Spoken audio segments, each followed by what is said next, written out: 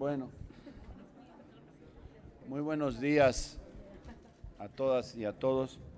Nos da mucho gusto estar aquí esta mañana. Quisiéramos hacer algún comentario sobre un tema que está, pues, digamos que lamentablemente a la vista de todo el país, que afecta gravemente la imagen de la República y por supuesto que daña a personas. Nos referimos específicamente al fenómeno de la migración que vivimos y que se ha convertido en una crisis humanitaria y será más grave por el endurecimiento de las medidas de los estados en contra de los migrantes. Es inconcebible el trato inhumano que están recibiendo por parte de la Guardia Nacional y el Instituto Nacional de Migración.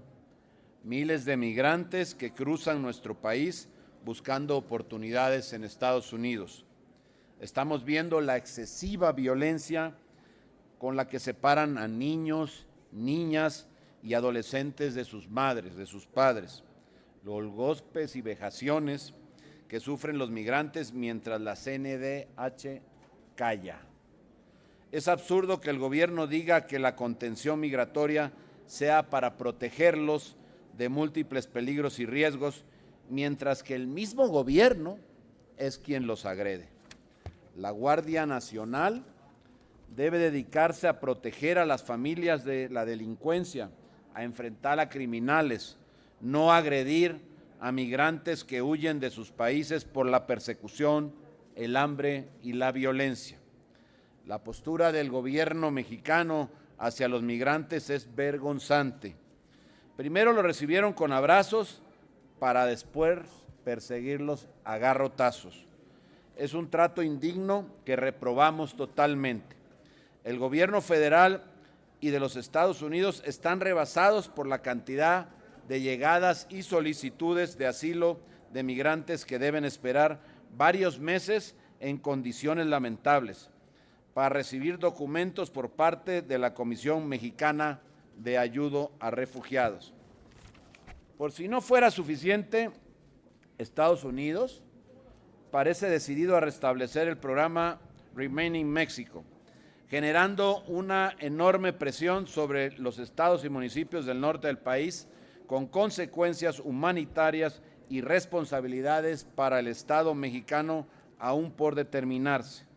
Por todo esto, lo que exigimos es que cesen los abusos y la violencia en contra de las y los migrantes, que se les brinde trato digno y se respeten sus derechos humanos, que se tomen todas las medidas necesarias para que tanto el gobierno federal como las entidades federativas tengan los recursos presupuestales, administrativos y organizacionales para hacer frente a esta crisis humanitaria.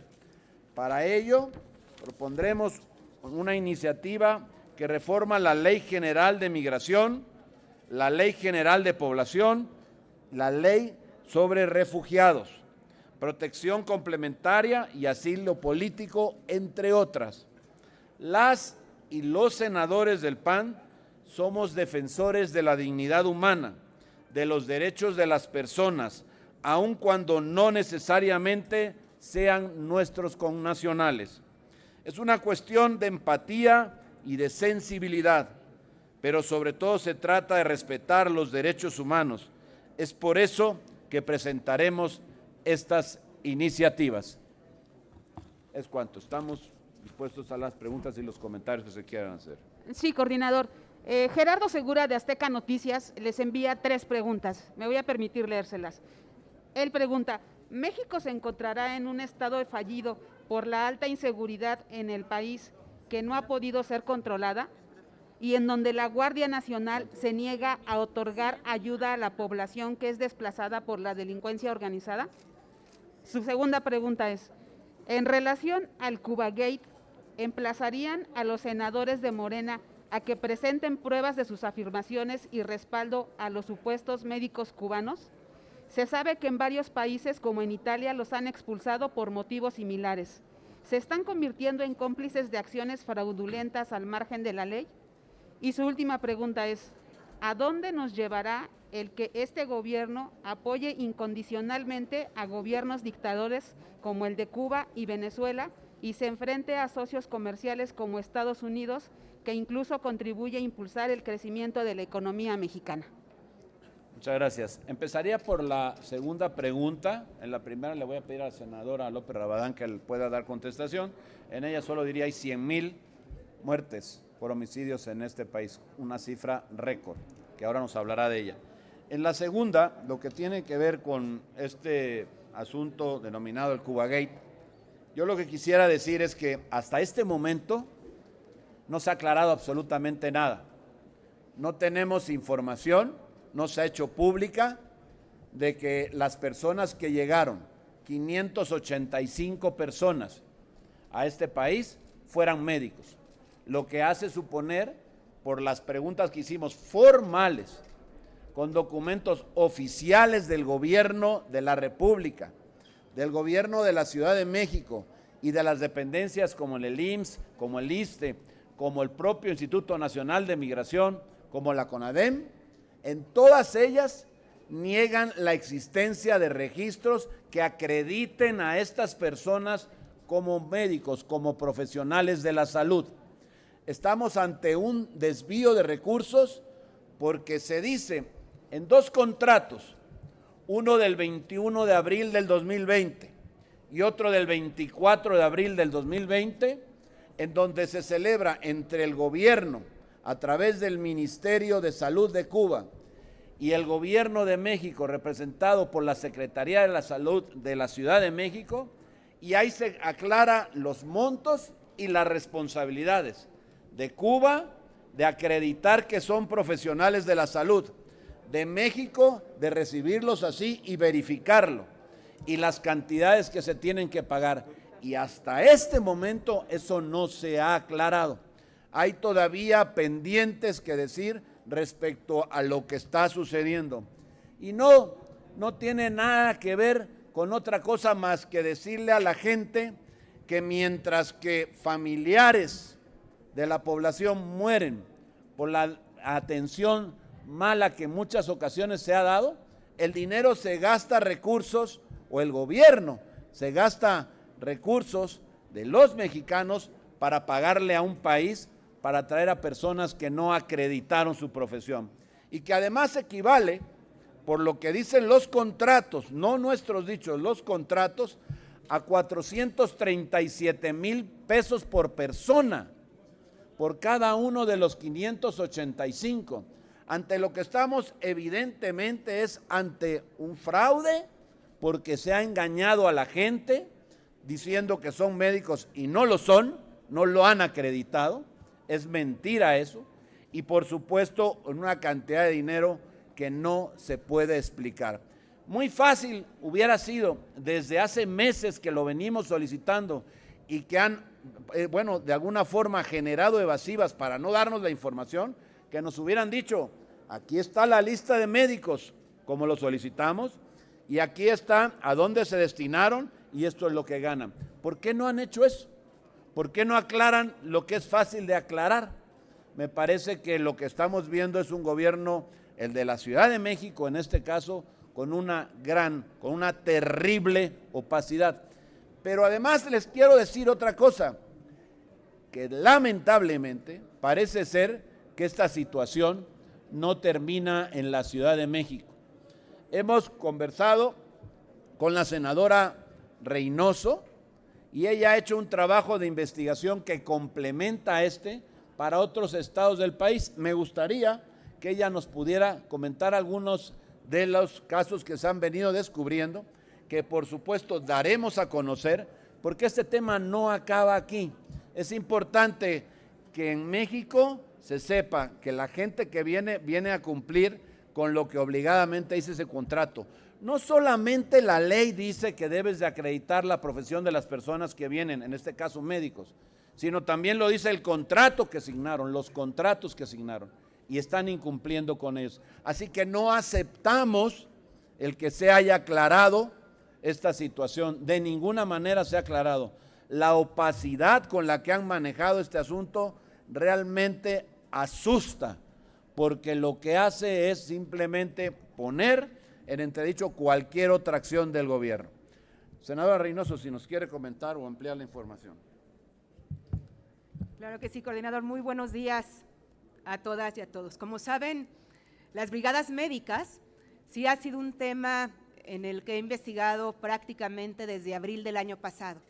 Y bien lo decía el coordinador, no es un tema de la Ciudad de México, es un tema del gobierno federal triangulando los recursos a través de las entidades, utilizando su INSABI no para mejorar los sistemas de salud en nuestro país, sino para financiar al régimen en Cuba.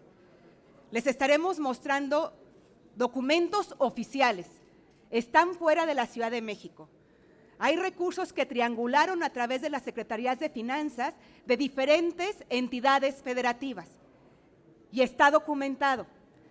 Y mientras a un médico en Cuba se le paga 875 pesos mexicanos, el gobierno de Cuba le ofreció 4,800 pesos mexicanos por cada trabajador de la salud que viniera a nuestro país, mientras que el gobierno de Cuba recibe más de 100,000 pesos al mes por cada trabajador de la salud. Es decir, la ganancia del régimen es de más de 90,000 pesos por cada trabajador de la salud. Estaremos mostrándoles la información, documentos oficiales, porque evidentemente la transparencia no se le da a Morena y a este gobierno. Y han ido evadiendo y se ha tenido que recurrir. ¿Por qué? Porque no quieren responder, porque al día de hoy hay entidades que no quieren decir cuántos médicos o cuántos trabajadores de la salud tuvieron en sus hospitales y que son originarios de Cuba. Al día de hoy hay entidades que ni siquiera han querido responder cuánto pagaron. Seguimos dándole seguimiento, no vamos a desistir porque, insisto, esto no es un tema solamente de la contratación de personal de salud para atender la pandemia. Les cayó como anillo al dedo para poner de pretexto la pandemia y financiar al gobierno o al régimen de Cuba. Y que esto se los estaremos compartiendo, insisto, son documentos oficiales, son respuestas de las diferentes entidades y de las diferentes dependencias del gobierno federal.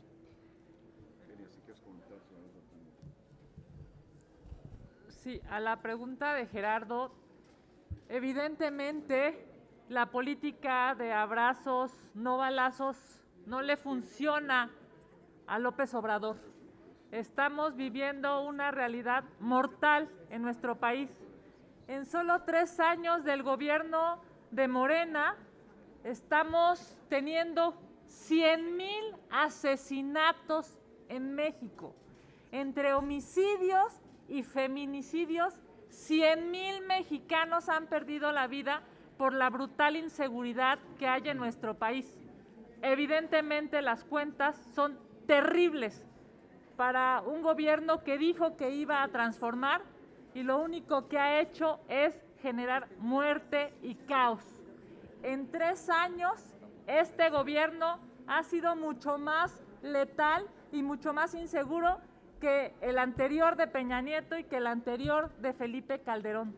López Obrador hoy no tiene cara con qué poder demostrar que eso que prometió en campaña lo va a cumplir, por algo muy lamentable. No hay una estrategia de seguridad en este país. Damián, ¿quieres comentar? Sí, quisiera hacer un comentario. Gracias, coordinador. El día de hoy comparece la secretaria de Seguridad Pública y, según ha trascendido, la acompañan los secretarios de las Fuerzas Armadas y de Gobernación, según se ve por redes. Y hay que decirlo de manera clara, es un fracaso absoluto la política de seguridad pública del presidente López Obrador. No hay estrategia de seguridad pública en este país. Lo único que han hecho es continuar la mala práctica que se tenía del pasado, incrementado la presencia de militares en seguridad pública e incrementado los malos resultados. O sea, hoy hay más violencia que nunca en el país.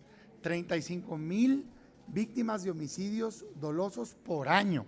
Como ya decían, rondando los 100,000 víctimas de homicidios, y eso es responsabilidad directa del gobierno federal. O sea, el crimen organizado es responsabilidad del gobierno federal. Entonces, basta de pretextos y hay que dar resultados.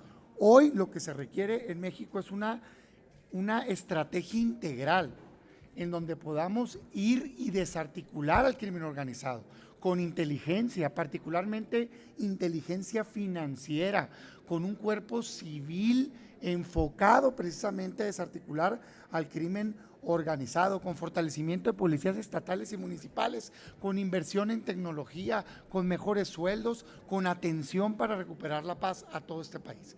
Según el INEGI hay 30 millones de delitos al año. Procesemos ese dato, 30 millones de delitos al año, con más de 22 millones de víctimas. Hay muchos más delitos que solo los que atañen al crimen organizado. El robo al transporte, el robo en las calles, las amenazas, las lesiones, la extorsión, el secuestro, el feminicidio, el narcomenudeo, delitos que se dan de robo, casa, habitación y demás.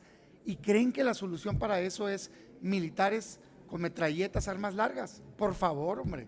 Es inteligencia, es desarticulación de bandas, es inversión en tecnología, es fortalecimiento del cuerpo policíaco a nivel local. ¿Qué ha hecho el gobierno? Nada. Se tapa los ojos y así no va a haber resultado. Por eso hoy la exigencia de nosotros es una estrategia de seguridad real para México. Necesitamos hacer cosas distintas para tener distintos resultados. Si no, vamos a seguir con más de lo mismo, pésimos resultados en seguridad para México. Muchas gracias. No tenemos más preguntas registradas, senadora. Muchas gracias senadores. a todos. A ustedes, muy buenos días.